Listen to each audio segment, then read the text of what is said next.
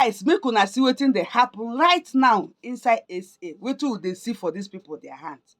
We dey try to rise, they bring us down. That is why rising and falling too much for this SA where we dey. For inside this country where we dey, which kind thing be this one? We dey inside saloon right now, na so these people enter.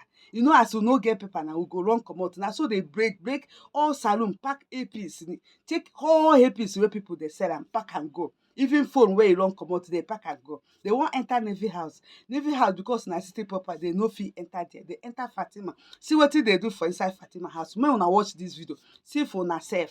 We dey here dey suffer, dey struggle to meet up, say we go see our family wey dey home. These people dey try to bring us down. Wetin we do them? Nothing. Wetin we do them for inside shop, saloon shop, where they come there, come pack people hairpiece. Hey God, you see this is where these people they do here. This country no go better for them. I'm telling you. Make una watch this video, see wetin they do us. It dey happen now. It dey happen right now for Fatima house. Now so they full. Wetin dey find we no know. Wetin dey find we no know. As we no get people now run comot. Now they enter there, break am, break the shops, break all the saloon, pack everything where they like am, carry and go. See wetin we dey see, wetin we dey face for this SA wey we dey. I no dey just understand which kind country wey be this. If say Nigeria dey fine, we no for no dey here. They suffer for these people their hand. See the kind wickedness wey human being they can't do it follow people. They can't do people where they try to survive. To survive, they feed their family. See wetin they do us. Break am by themselves. No be say they ask for the key. They just break and pack all APs. Make una watch the video.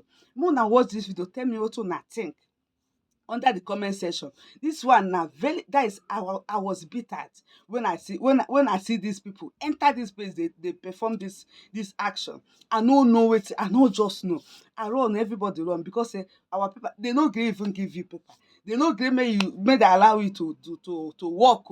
Work no still dey. We dey create job by ourselves. They try to survive. They no still want. They still want the when we try to see say we don't rise. That is, we dey try to survive. They want to bring us down.